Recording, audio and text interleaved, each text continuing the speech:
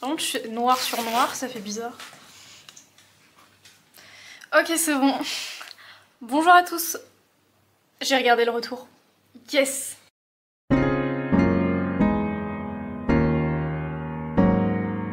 Bonjour à tous. Aujourd'hui, on se retrouve dans une nouvelle vidéo. Une vidéo, je sais pas trop pourquoi je vous la filme, mais voilà, ça fait du contenu, donc quand on fait du contenu, on est content ici. Là, je suis en train de faire mes ongles et pendant que je fais mes ongles, je me suis dit pourquoi pas vous citer tous mes red flags. Donc pour ceux qui ne savent pas qu'est-ce que c'est des red flags, même si je pense que c'est assez connu comme terme maintenant, je sais pas. En gros, c'est des défauts. Je pense que ça peut se traduire de cette façon. Donc voilà. Alors il y a des trucs, c'est certainement des défauts pour moi, mais en fait, je sais pas. Je sais pas comment expliquer ça, mais dans le sens où vous allez me dire, mais bah non, en fait, c'est pas un défaut. Mais bon, on verra bien. Et si vous ne considérez pas ça comme des défauts et que vous m'appréciez toujours et que vous ne vous désabonnez pas, tant mieux, ça m'arrange. Du coup, c'est une liste non exhaustive, donc il y a des trucs qui ont des liens entre eux, mais ce sera pas à la suite. Enfin bref, c'est assez décousu, mais j'avais trop la flemme de les mettre dans un ordre bien précis. Enfin bref, du coup, premier red flag, je suis une fleur bleue. Voilà, je suis littéralement amoureuse de l'amour, si belle et si bien que... bah déjà, je vous parle tout le temps de mon copain, donc je pense que vous l'avez compris. Et puis même, dans tous les cas, je lis pratiquement que des romances. J'écris... pareil, principalement des romances, et si c'est pas une romance, j'aime bien au moins qu'il y ait une petite histoire d'amour dans l'histoire. Donc voilà, vraiment, je ne peux pas me passer de l'amour, je suis amoureuse de l'amour.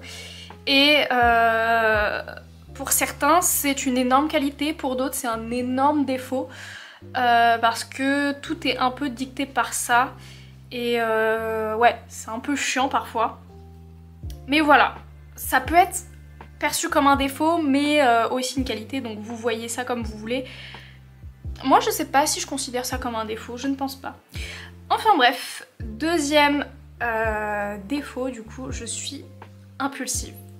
Quand je dis que je suis impulsive, c'est-à-dire que je prends vraiment des décisions sur des coups de tête.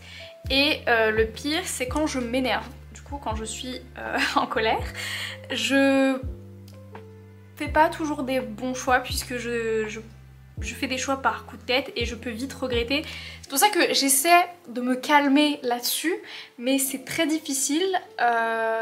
J'ai vite fait de dire des choses que je regrette après du coup, et c'est assez chiant. Ensuite, troisième défaut, je n'aime que les garçons plus âgés. Alors vous allez vous dire, c'est quoi ce défaut? Qu'est-ce qu'on s'en fout? Eh bien, avant, il y a vraiment un petit moment maintenant, c'était un sacré défaut puisque du coup, bah, quand on est jeune, on profite vachement de nous. Voilà, je sais pas si c'est très clair, mais surtout les hommes, on vous voit là, détournement de mineurs. Hein. Ouais, non vraiment, il y a beaucoup d'hommes qui profitent de la naïveté des jeunes. Et ça peut vite partir en vrille. Il m'est arrivé pas mal de trucs pas très cool et j'ai eu beaucoup de chance, mine de rien, qu'il me soit rien arrivé de grave, si je puis dire ça comme ça. Mais ouais, c'était vraiment pas très cool pendant une période. Je pense vers mes 13-14 ans à peu près, il m'est arrivé beaucoup de choses sur les réseaux sociaux où justement des hommes nettement plus âgés essayaient de m'approcher. Et moi, comme... j'aime bien à la base les hommes plus âgés, justement, j'étais en mode « Oh, trop cool, on s'intéresse à moi !» Non, Clara, c'est pas trop cool. Donc, voilà, faut vraiment faire attention à ça. Et pendant longtemps, c'est vrai que ça aurait pu m'apporter de gros problèmes. Ensuite, quatrième défaut, je passe mon temps à lire ou écrire ou à faire des trucs que j'aime bien, genre mes passions. J'ai vraiment du mal à m'ennuyer. Vous allez me dire que c'est cool, mais non, pas tant que ça, parce que je suis aussi très casanière. Je crois que c'est un point que j'ai dit d'ailleurs, je sais plus. Bah, si on le revoit, vous le savez déjà du coup. Mais ouais, du coup, je passe beaucoup de temps à faire ce que j'aime et Du coup je croise pas trop les gens, je crois que je l'ai dit aussi. Je vais éviter de spoiler tout ce que j'ai dit après dans mes notes. Mais voilà, bref, tout ça pour dire que du coup je passe beaucoup de temps à faire ce que j'aime et c'est tout. Voilà. Et j'ai beaucoup de mal du coup à faire les trucs dont je suis obligée. Je sais pas si c'est très clair parce que je sais pas français du tout. Oh là là, quel carnage. Ensuite, 5e point, je suis trop sensible. Je pleure beaucoup trop. Vraiment, mais qui ne m'a jamais vu pleurer quoi. Je crois que c'est étonnant d'ailleurs, je crois que je n'ai aucune vidéo dans laquelle je pleure sur ma chaîne. On est à peu près à 40 vidéos et il n'y en a aucune dans laquelle je pleure. C'est très étonnant hein. Mais à mon avis j'ai déjà dû pleurer en filmant, mais j'ai juste coupé ou jamais posté ce truc là parce que vraiment il n'y a pas un mois où je ne pleure pas. Déjà, si je ne pleure pas pendant une semaine, mais c'est incroyable, c'est genre vraiment... c'est très rare. Je pleure énormément, je sais pas si c'est bien, je pense pas. Non, vraiment c'est hyper handicapant de pleurer tout le temps. Mais je suis vraiment très sensible. Je ne sais pas si je suis hyper sensible du coup. Ouais, je sais pas, je prends tout à cœur et du coup bah, je pleure beaucoup. Ensuite, 6e point, je suis très indécise. Ça, je pense que vous le savez, mais je change tout le temps d'avis. Et alors ça, je sais que ça a le don d'énerver mes proches parce que du coup, bah, je ne sais jamais me décider, faire des choix. Ouais, non, j'arrive pas. C'est trop compliqué de faire des choix dans sa vie. Et ça, pareil, c'est un truc qui m'handicape beaucoup. Alors, beaucoup disent que c'est un rapport avec le signe astrologique, le fait que je sois balance. Bon, je sais pas si j'y crois un peu, mais ouais, si peut-être, j'en sais rien, mais ouais, je suis très indécise et c'est vraiment très chiant. Ensuite, j'en étais où? Je sais plus. Ah oui, 7e point, je corrige toutes les fautes d'orthographe dans ma tête. Alors, je ne le fais pas en vrai, enfin, je le dis pas à l'oral ni par message, parce que j'estime que c'est un manque de respect. Je sais pas pourquoi, je trouve que vraiment ça peut blesser une personne, donc je ne crois l'avoir presque jamais fait. Mais c'est vrai que je ne peux pas m'empêcher de corriger tout par contre dans ma tête. Voilà, dès que quelqu'un fait une faute d'orthographe, hop, ça se corrige automatiquement. Je sais pas pourquoi, c'est trop bizarre cette façon de procéder je trouve. Mais je ne le contrôle même pas, ça se... Voilà, je corrige. Et voilà, c'est hyper bizarre. Dites-moi si y a des gens qui ont ce truc-là. Bah dans mon entourage, il n'y a pas forcément des personnes douées en orthographe. C'est pas méchant, hein, mais c'est vrai. Donc il n'y a pas forcément des gens qui vont justement corriger les fautes d'orthographe dans leur tête puisque eux-mêmes en font. Mais moi je le fais et même parfois, vous savez, j'écris très vite des messages et il m'arrive de faire des fautes d'orthographe. Généralement je me relis donc j'ai pas le temps d'envoyer le message avec une faute d'orthographe, mais si je suis vraiment pressée ça peut arriver que j'en fasse. Évidemment je ne suis pas parfaite.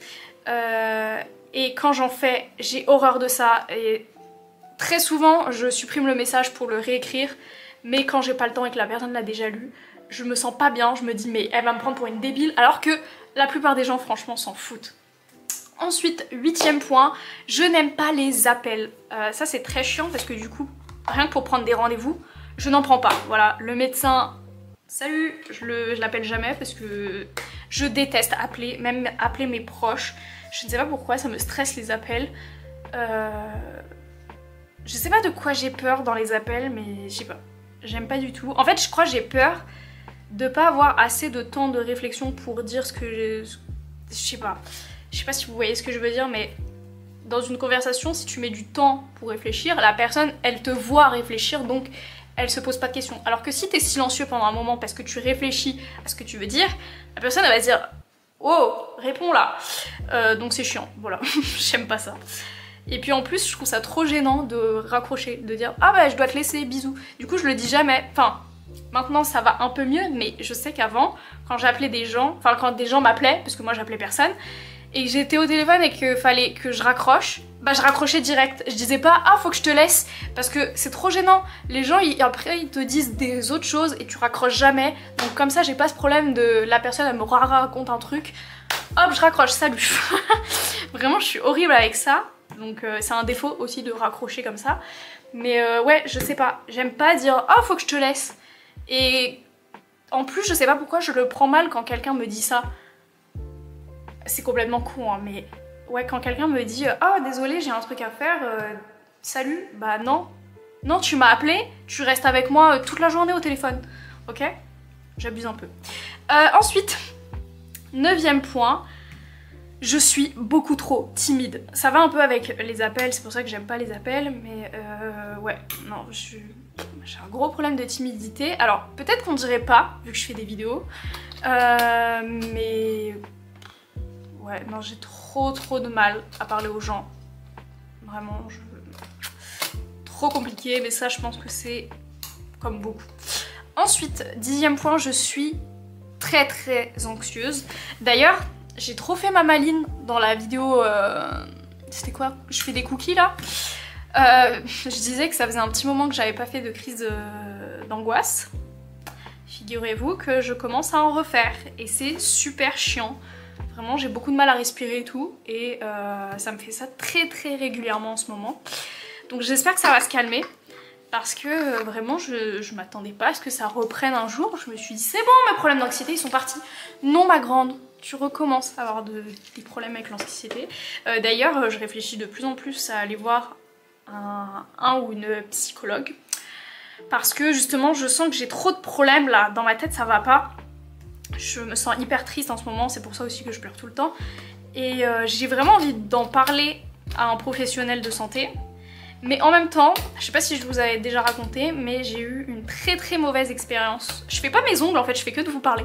Bref, j'ai eu une très mauvaise expérience avec une psychologue.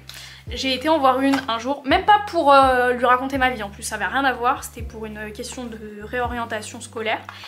Et on en est venu à parler du décès de ma mère.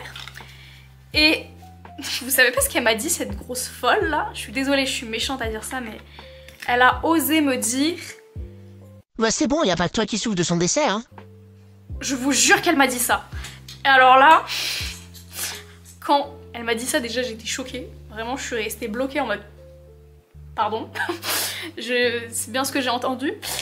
Et je ne l'ai plus jamais revue et après je n'ai plus jamais été voir de psychologue de ma vie parce que vraiment ça m'a traumatisée. Je me suis dit mais comment on peut avoir si peu d'empathie et être psychologue? Je sais pas, je trouve que ça ne va pas du tout ensemble. Je sais pas.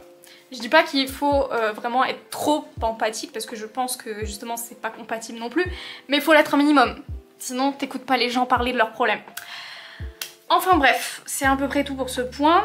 11e point, je m'attache beaucoup trop vite. Vraiment. Alors, il y a un truc qui est assez paradoxal, que je n'ai pas mis dans mes points, mais on va dire que c'est le... Non, on va même pas dire que c'est un point, c'est pas grave. Ce qui est assez paradoxal, c'est que je me lasse aussi très vite. En fait, ça dépend des personnes, mais il y a soit des personnes où vraiment... elles sont dans mon cœur à vie et là j'ai vraiment beaucoup de mal à me détacher d'eux. Et il y a des personnes, elles me saoulent du jour au lendemain, vraiment hyper vite et je me lasse et c'est fini. C'était surtout ça dans mes relations amicales. Vraiment en amitié je me lasse beaucoup trop vite. Tu fais une fois de la merde, ça dégage parce que j'estime qu'il y a tellement d'humains avec qui on peut être amis que j'ai pas trop envie de me casser la tête. Enfin bref, ensuite 12e point, je suis lunatique. Je pense que ça s'est remarqué. Non, je sais pas. Je sais pas, je change beaucoup d'humeur. Ça c'est hyper chiant aussi, vraiment. En fait, faut vraiment que je fasse une vidéo où c'est que mes qualités parce que là, je me rends compte que cette vidéo est hyper déprimante. Et on dirait que je suis méchante avec moi-même alors que non, hein, il y a plein de trucs cool chez moi, hein, je vous assure, je m'aime bien. Mais non, ça fait trop de bruit ça. Bref, mais du coup, ouais, je suis hyper lunatique et surtout dans mes relations, qu'est-ce que c'est chiant parce que du coup, bah, avec mon impulsivité déjà ça va pas ensemble. Je peux péter les plombs d'un coup et m'énerver sans raison. Et non vraiment c'est le bordel hein. D'un coup je suis triste, d'un coup je suis contente. C'est un peu compliqué d'être moi. Vraiment je pense que j'ai des petits problèmes là-dedans, mais bon, ça on va pas trop en parler. Hein. Ensuite, 13e point, je procrastine beaucoup. C'est pas des lol. Vraiment, je procrastine, mais vraiment beaucoup trop. C'est grave de procrastiner à ce point. Dès que j'ai un truc à faire, je me dis, je le ferai demain. Est-ce que tu le feras demain, Clara? Non, tu le sais très bien, donc arrête de dire ça. Et c'est ça pour tout. Même les trucs cool, je me dis, bah, je le ferai demain. Et après, je suis pas dans le mood et je me dis, bon, bah, je le referai demain. Vraiment, c'est super chiant. Ensuite, 14e point, je suis bordélique et un peu maniaque. C'est paradoxal, encore une fois. Je suis un paradoxe ambulant, d'accord? C'est-à-dire qu'il y a des moments où je vais foutre le gros bazar. Vraiment, je suis une tempête, hop, je fous du bordel partout, je laisse tout traîner. Je fais pas le ménage, c'est sale. Bon, avec une certaine limite quand même. Et puis d'un coup, j'ai une crise de... je sais pas, je deviens maniaque tout à coup. J'ai une journée comme ça, je sais pas, dans la semaine à peu près. Et hop, je range tout, je nettoie tout, c'est tout parfait. Pourquoi il y a le téléphone qui sonne? Je filme une vidéo! Oui bah hop. Bref, du coup je disais, voilà, je nettoie tout, c'est tout nickel. Et ça reste comme ça pendant 2-3 jours. C'est re le bordel et j'ai à nouveau cette crise. Et voilà, c'est vraiment un cercle vicieux. Mais voilà, je procède comme ça et c'est un peu chiant à vrai dire parce que je pourrais tout ranger, tout nettoyer d'un coup et laisser comme ça, du coup ranger au fur et à mesure. Non, moi je fonctionne en gros tri, en gros ménage de printemps, mais genre toutes les semaines. C'est vraiment chiant. Généralement c'est le week-end, je sais pas pourquoi le week-end. Le téléphone il va pas me saouler par contre. Tous les week-ends à peu près, j'ai cette crise où je me dis hop, faut ranger. Ensuite, 15e point, je suis introvertie et très peu sociable. Je trouve que ça va assez bien ensemble.